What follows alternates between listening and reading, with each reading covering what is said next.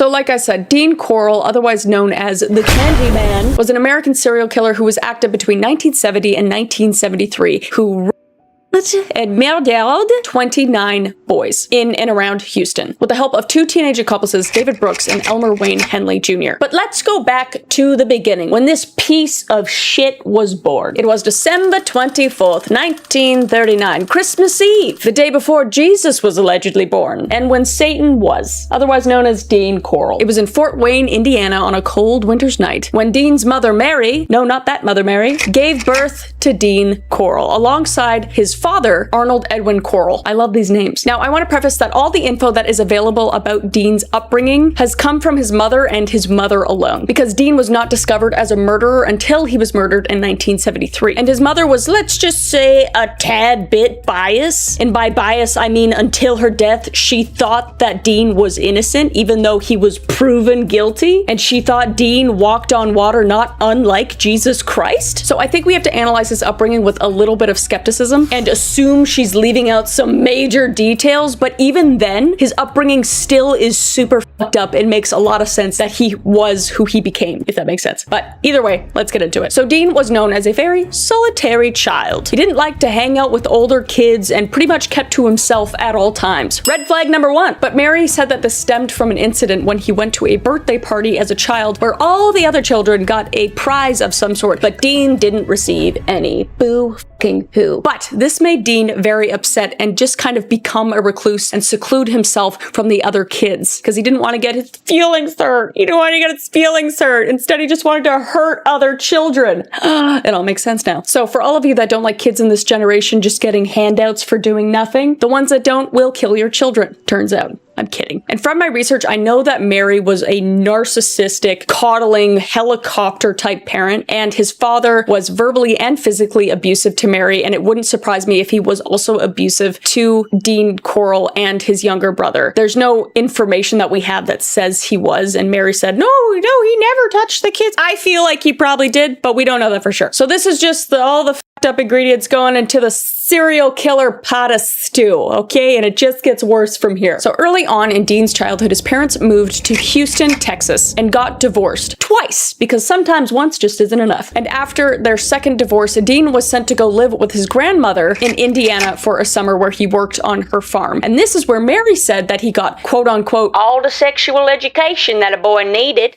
What? So basically, at 10 years old, mind you, Dean was, he was just watching animals copulate on the property. So his whole sexual education was donkeys and pigs bumping uglies, consensually and most likely unconsensually. What could go wrong? But when Dean was 14, he and his mother and younger brother moved to Vidor, Texas. Now, Vidor was a fun little town that was known as a sundown town. Sounds nice, doesn't it? It's not. That refers to a town that has signs put up to warn African American people that they can't be caught in the town after nightfall. This wasn't that long ago. So this town was just littered with psychopaths, degenerates, and racists. It's basically a town just riddled with hate. A perfect breeding ground for a serial killer? And a reporter at the time, Sally Bigsby Defty, love that name, described the town as quote unquote, essentially the kind of place where the big event for the kids is to pour kerosene on a cat and light it on fire. I don't know, maybe try cow tipping like the rest of us small town farm folk and not use Mr. Whiskers as a romaine candle. I say romaine candle, Roman candle, romaine.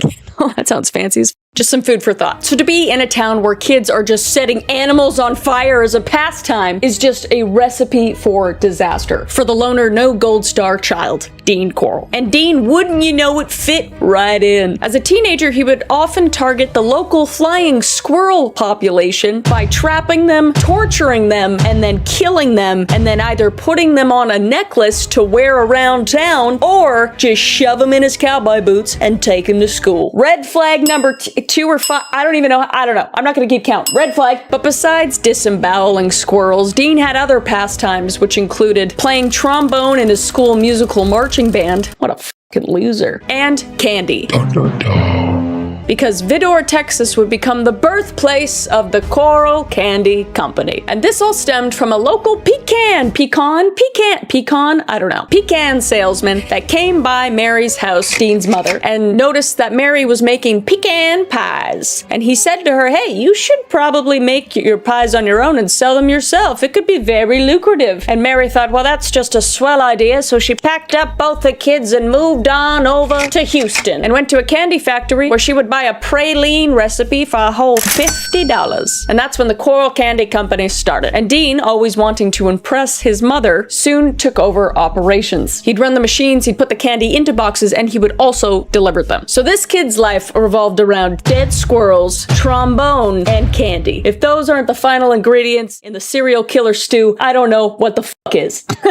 Just kidding. If you play trombone, it's fine. But if you're killing squirrels, get help.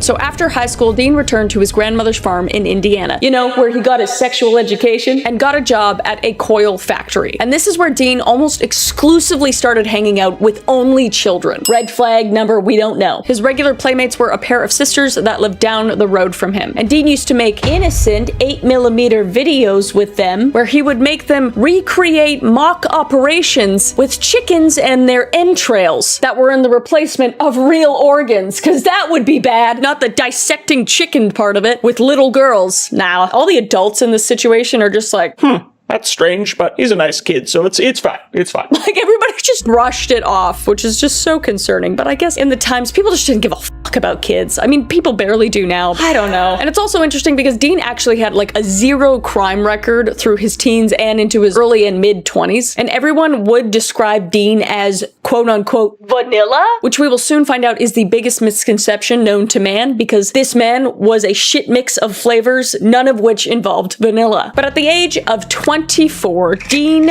was drafted into the army, where he served as a radio repairman in Fort Hood. And this is when a friend of Dean's in the army would say that this is the time where Dean would have his first homosexual relations with another man. I don't think you could have homosexual relations with another anything, but all right, thank you, Dean's friend. But that would happen very quickly because Dean only lasted in the army for less than a year because his mommy phoned up and said, hey, Dean, I need you to come back and help me with the candy at the candy factory, so you can't be serving time anymore. And they let him off with an exemption. So this guy's now a veteran of some sort. And when he went back to town, his mom had plopped the Coral Candy Company right across the street from the local elementary school. So I know that this is your demographic, Mary, but it's also your son's. So Dean, more than happy to be back, just went right into working at the Coral Candy Company. And he would be calling the kids over from the elementary school, handing out free candy that was spoiled.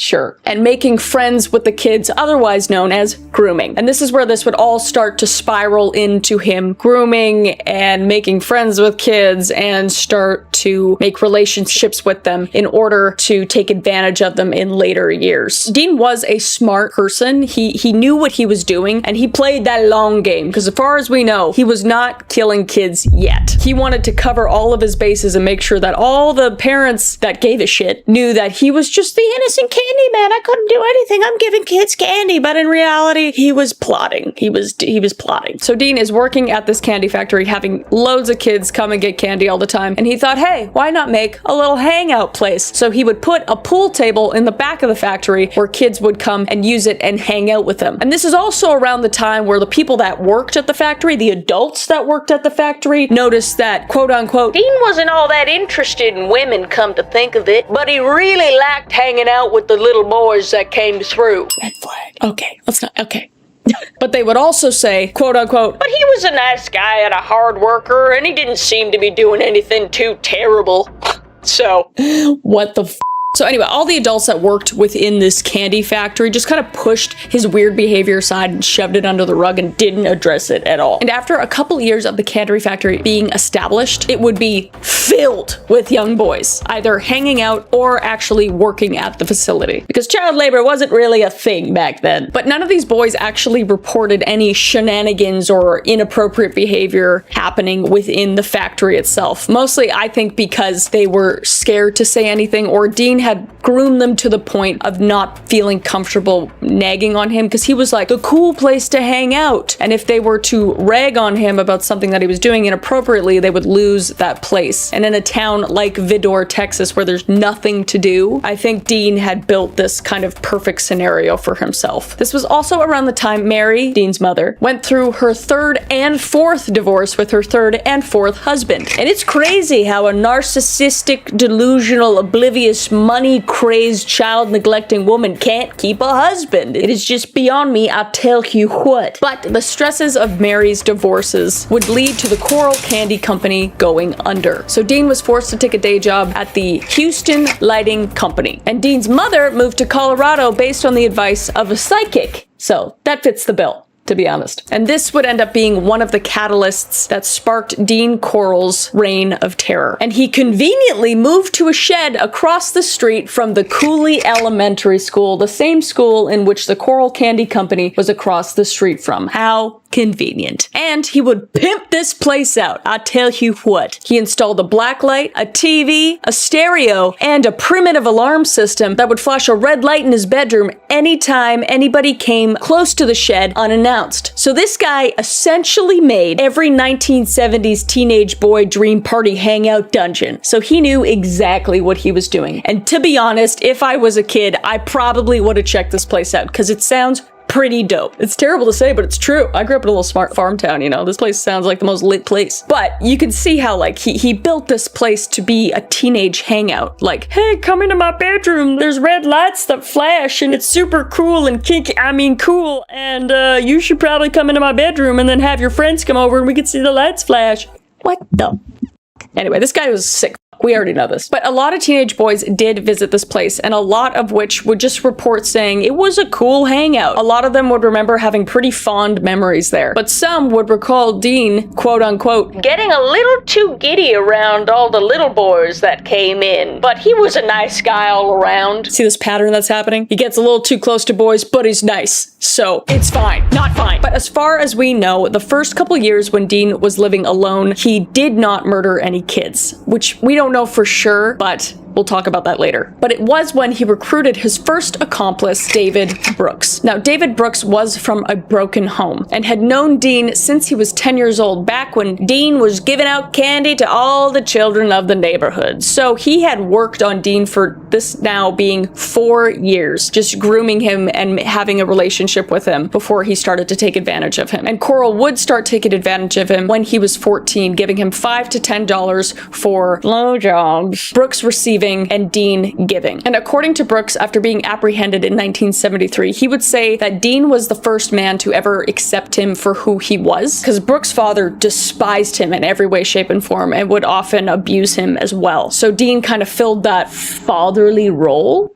if you will, but would end up taking advantage of that and taking advantage of Brooks. But less than a year after Dean and David's first encounter, he would end up moving in with Coral and soon become one of the two accomplices of Dean. And it would all begin on December 1970 when David would end up walking in unannounced on Dean Coral, two young boys who were tied to Dean's infamous torture board. Now, this board was a 7 by 3 foot unpainted slab of wood with 4 holes drilled into each corner, handcuffs being at the top for wrists, and nylon rope being at the bottom for ankles to be bound. And the boys would be tortured and then eventually murdered either by strangulation or by a pistol shot to the head. Again, this guy is a piece of shit I hope is burning forever in hell. I don't know how many times I can mention that, but I hate him so much. So when Brooks walked in on Dean and these two boys, he turned around and walked straight out, but would only be gone for a few days and inevitably come back because he really had nowhere else to go and he had no money. And then Dean's explanation for why the boys were there was just because they were part of a child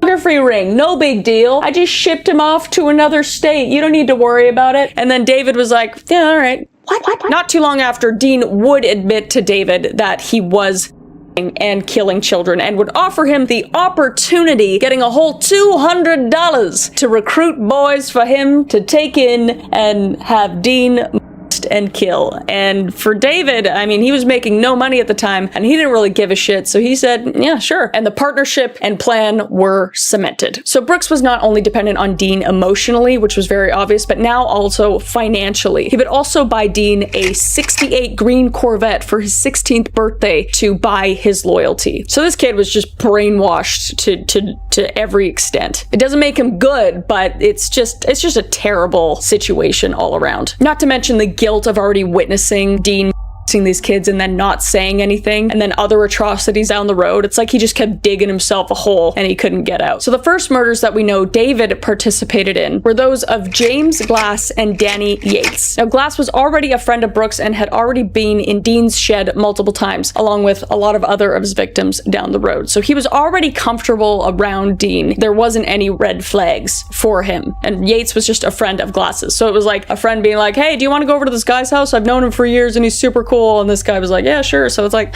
not enough red flags for these kids, unfortunately. And to prepare for the disposal of these two boys, Dean had rented out a dirt floor storage facility just a few months before, and it was conveniently located less than a mile away from where Dean worked. So he would just end up dumping some of these bodies on his way to work. Some people get Starbucks, Dean dumps bodies. So 6 weeks after that double murder, Brooks and Coral lured another couple of kids, 15-year-old Donald Waldra and his 13-year-old brother, Jerry, to Dean's place, where David would look on as Dean strangled both of these boys to death. And a couple months after that, Brooks would convince another one of his 15-year-old friends, Randall Harvey, stop being friends with David Brooks, by the way, to let him and Dean give him a ride to work in his white windowless Acaline van. Red flag number infinity. What? There's just there's a flag, all right? I guess they didn't know about the white vans yet back then, but my God. Candy, white van, and creepy man.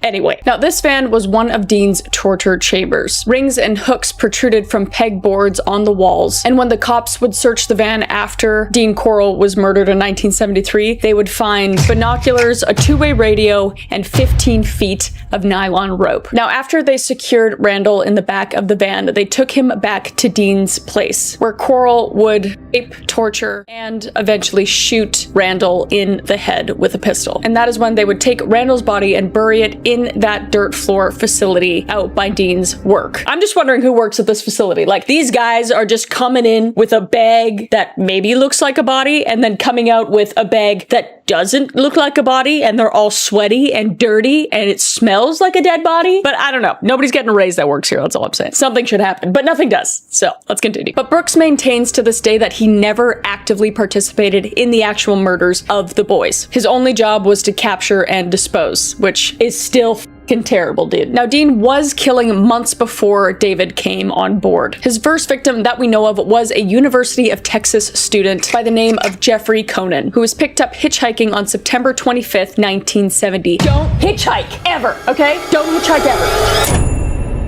But what's interesting is that when they discovered Jeffrey's body buried, it was covered in a layer of lime and his body was encased in plastic wrap. So it was under the assumption that this was not Dean's first murder. And some other evidence that suggests that is that Jeffrey was also found gagged with cloth in his mouth and both his hands and feet tied together while also being naked. So between the process, detail, disposal, and execution of this murder, it is pretty obvious that Dean was already a seasoned killer at this time. There's even speculation that Dean had multiple associates or assistants before David and Henley came along as well, and he would just kill them if they weren't good enough, basically. Now, after Randall, Coral and Brooks would commit another double murder, and all 6 of these boys lived within the same 2.5 square mile radius in the same neighborhood. So in this town and in these days, kids would just run away a lot. Like, it wasn't uncommon, and a lot of these parents just didn't really care, or they just assumed they ran away, or they were just difficult kids so they didn't care, or they just couldn't afford them. So it wasn't of the utmost importance that these parents find these kids. But that wasn't the case for all of the parents. I don't want to put any of the blame on the parents. But this did make Dean's job a lot easier working in this small space, because nowadays that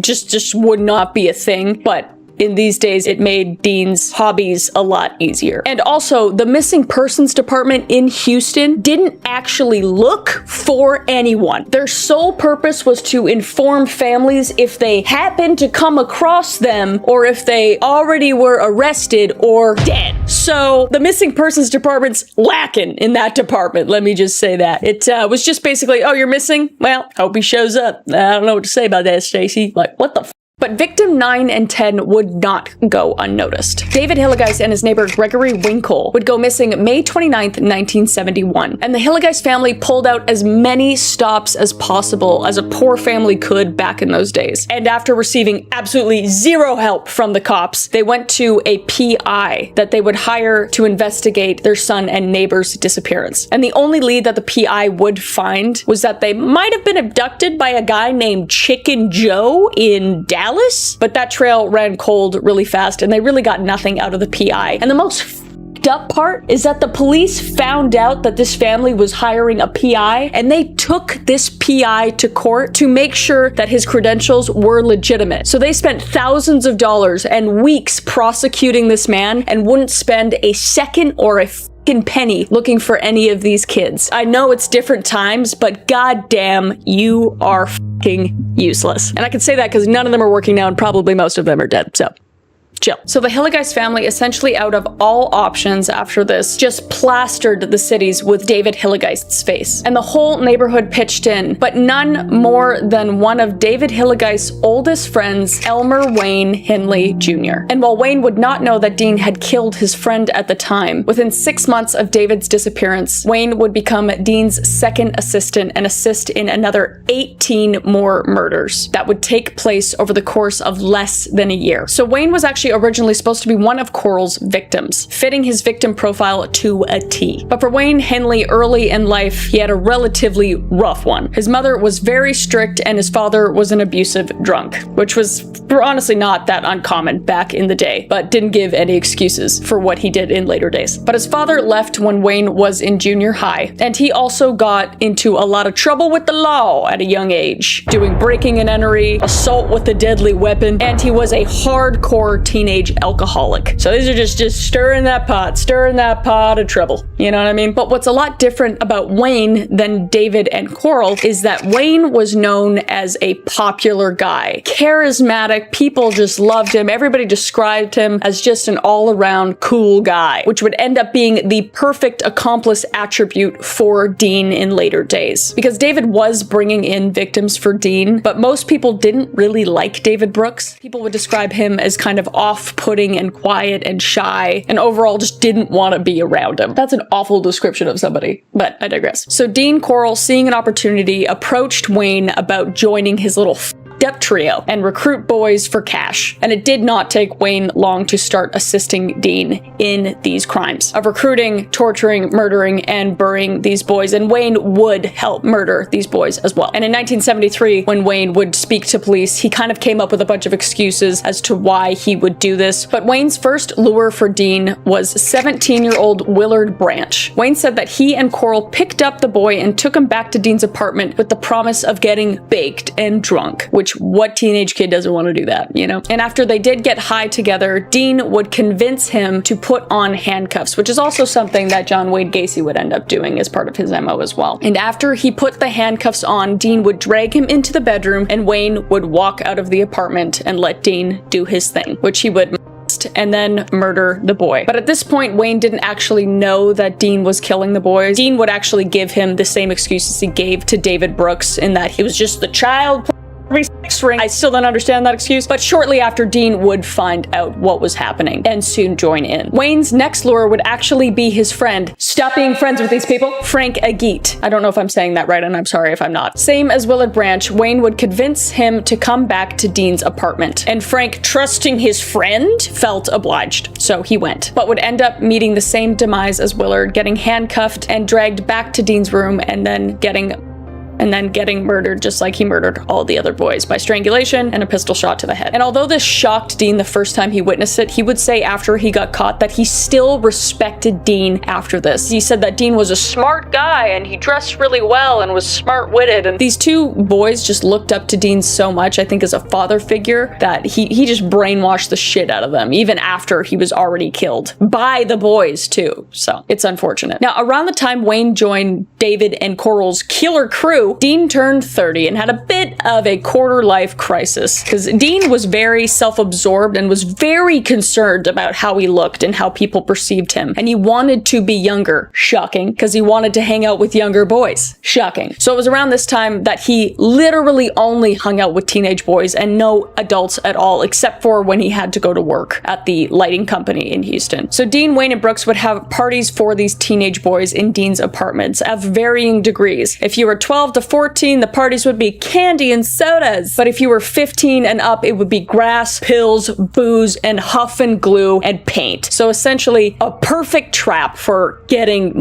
and murdered by Dean and his accomplices. So more and more kids are disappearing and more people are finally starting to notice after I don't even know how many at this point. I think we're around 12, but it was mostly just the friends of the boys that were noticing this at this time. And what Dean Corll would do to remedy this problem was to get the boys to write letters to their families before he killed them, which is something also Charles Ng and Leonard Lake, the serial killers, did as well, because this would keep the families not suspicious if they would receive letters saying that, hey, I got a job somewhere or something else is happening, at least for a certain amount of time. One of the examples of the letter is as said, quote unquote, "I'm sorry I left like I did, but I got a better job on a truck loading and unloading from Houston to Washington. We should be back within 3 to 4 weeks. I'll either call you or see you then. Love, Johnny." And this would really help the law and families get off Dean's trail for the most part. And as far as Dean's murder methods went, some boys were strangled, like I said before, some were shot, and some got both. For example, one was shot in the chest and left to bleed to death in Dean's bathtub. Another got a bullet in the head from Wayne that entered his forehead and came out his ear. And the boy managed to survive this bullet wound and get out the words, "Wayne, please don't." And that is when Wayne and Dean would both strangle him to death. Another boy was shot in the jaw and was just left to bleed to death in Dean's apartment for the entire day, meanwhile also being tortured by Dean, and then died eventually by strangulation from Dean. And the more Dean liked the boys, the longer he would keep them alive, which was worse in every way possible. Now, I'm going to get into some of the methods that Dean used to torture these boys, so I know I put a trigger warning up in the beginning, but here's another trigger warning. If any of this is going to be triggering for you or off-putting or anything like that, please skip ahead. So viewer discretion is advised. After Dean was caught, police would eventually search Dean's apartment, and they would find an 18-inch double-ended and a bunch of extremely thin glass rods that Dean would steal from the Houston Lighting Company. And Wayne said that Dean would shove these thin glass tubes into the boys' urethras and snap them off and leave them inside. He would also pull their pubic hairs with pliers or with his fingers or teeth, and most disturbingly, he chewed off the genitals of one boy in particular that made him very angry. Now, the victims' mouths were usually taped, but if they weren't, Dean would just crank up the music in his apartment to drown out the screams. And if you're wondering how so many boys were killed and shot in this short span of time without any of the neighbors knowing, it's because Dean moved so often, up to 5 to 7 times a year during a 3-year spree. So if a neighbor was to report him in any way, he would just leave immediately and evade suspicion. So by the summer of 1973, the trio David, Wayne, and Corll were starting to drift apart. David had gotten married to his girlfriend at the time and also got her pregnant. Oops. And soon after moved out of the Heights. And Wayne had attempted to enlist in the Navy, but was rejected because he dropped out of high school. Don't drop out of high school, kids. And Dean himself was planning on leaving Houston at the end of the summer in 1973. And we only know this information because, jump scare, Dean Corll's girlfriend of 5 years, Betty Hawkins, told us this. And looking back, Betty would have been the perfect beard for Dean, for both homosexuality reasons and for murders, because he would have a constant alibi for everything, because she was essentially whipped. She was a single mom, almost in her 30s, didn't have a job, so she would basically just do everything Dean told her to do, and they would not have any form of sexual relationship either, which Red flag. I mean, do you, but my God. And even after Dean's death in 1973, Betty would still not believe that Dean did any of these murders. So you can just see how brainwashed and whipped she was from Dean as well, which is unfortunate. So in the weeks leading up to Dean's murder, he decided he wanted to go back to where his mommy lives in Boulder, Colorado. And he would tell Betty that it's not a good time to come with me, Betty, okay? I gotta go by myself. You gotta stay back here with the kids, okay? I'm not going up there to elude the police or anything or cause suspicion or anything, but I just gotta go up to Colorado, okay? See my mommy breastfeed a little bit, alright? And also, if David Brooks asks where I am, do not tell him where I am, okay? Not for any particular reason, not because I think he wants to kill me or anything, just because. Now, after Wayne was caught, he mentioned that Dean may have started to become privy to the fact that Wayne and Brooks were trying to scheme against Dean and possibly kill him. He was feeling that the vibes were off, you know what I mean? And Wayne and Brooks actually did plan to kill Dean on several occasions, but to hype themselves up, they would huff paint like animals and then just pass out and then inevitably just get too tired and not kill him, which...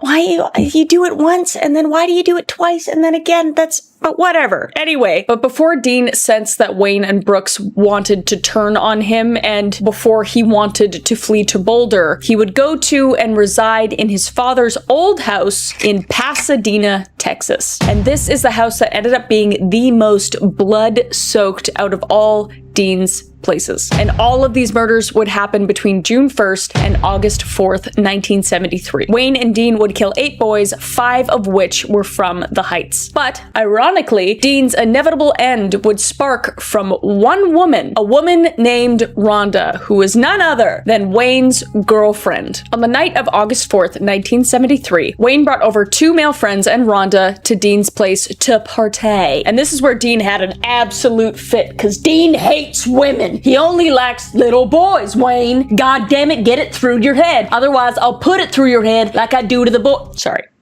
But alas, Dean would calm down and he would grab the paper bags and the paint and he would hand them out to everybody and everybody would just start because that's what kids did back in the days. They huff paint. Don't have paint, kids, okay? But once everybody passed out, this gave Dean the opportunity to handcuff Wayne and bind him. Now, Wayne had a higher tolerance than the other people because he was always partying with Dean, so he would be huffing paint on the regular, all right? Just like me. Just kidding. Never huffed paint in my life. Only markers, all right? I'm kidding. So Wayne would inevitably wake up earlier than the other people and he would see what Dean was doing and be like, Dean, what the f***?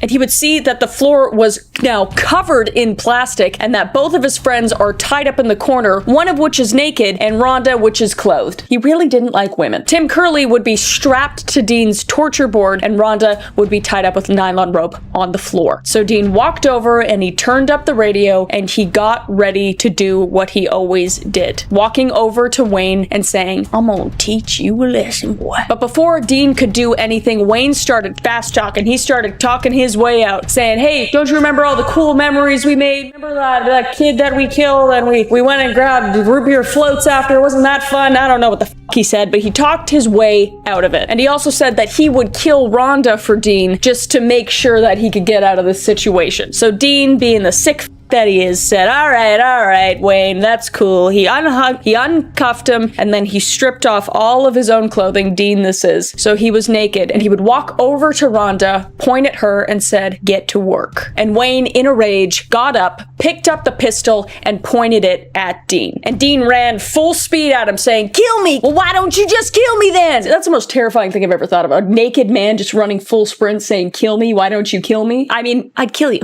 And Wayne would do exactly that. By the time he got 1 foot from him, Wayne would put 3 bullets into Dean's chest and 2 into his back. I mean, I personally would do a headshot, but that's just me. And police would arrive just a few minutes later because Wayne called them. And I love this because when the police walked in and discovered Dean Corll's body on the ground, they would describe it as quote unquote pale, puffy, and flaccid. And if that isn't a description for Dean Corll, I don't know what is. He's just a piece of shit. He's a piece of shit. And the police would find all of Dean's usual torture devices that we already mentioned, but also would discover a small wooden box with holes drilled into it. And they described it as a box that you could fit into, but if you were in there pretty uncomfortably. I don't know what kind of description that is, but obviously we know what this box was used for. And we'd also know that because multiple multiple victims' hair was found in the box as well. And what's also interesting is that Wayne spoke to the cops, and he probably could have gotten off really easily, especially given how the cops did not do any due diligence in checking in on anything. Wayne could have said, hey, yeah, this guy was coming at me. I used self-defense. He obviously tied up all my friends, and he would have been off clean. But Wayne was what we call an attention whore. And he literally just spewed off everything, giving them all the information about from start to finish of himself, David Brooks, and Dean. And David Brooks would get called back actually because of his father seeing this whole thing go on the news, and he wanted David to come in and tell them all the information he knew, because he knew that David Brooks had been hanging out with Dean Corll for years, not knowing that David Brooks had actually assisted in killing all of these boys. So David Brooks and Elmer Wayne Henley Jr. would go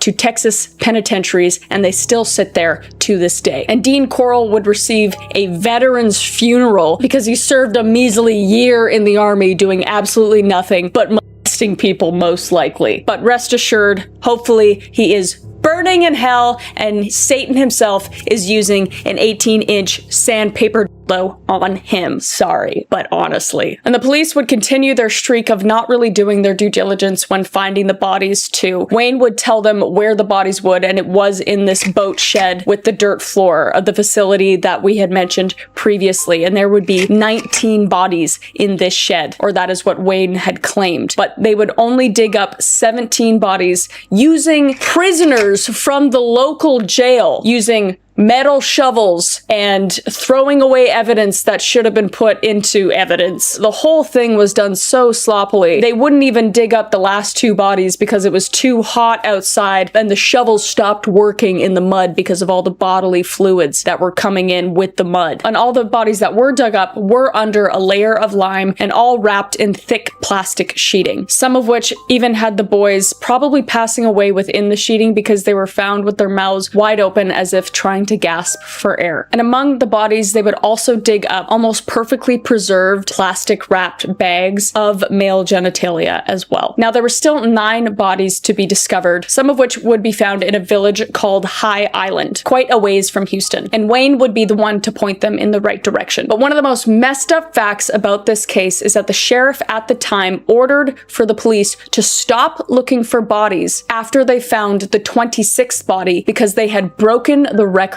of most people killed by one or more men in America. Basically, he didn't want to be the one in charge while 29 young innocent boys were murdered under his watch, or under his unwatchful eye. But as time went on, there would be a record-breaking 29 bodies found and murders committed by Dean Corll and David Brooks and Elmer Wayne Henley Jr., soon to be beat out by John Wayne Gacy a few short years after with 33 murders. So that is it for the up story and tale of Dean Corll. I hope you enjoyed this storytelling type video.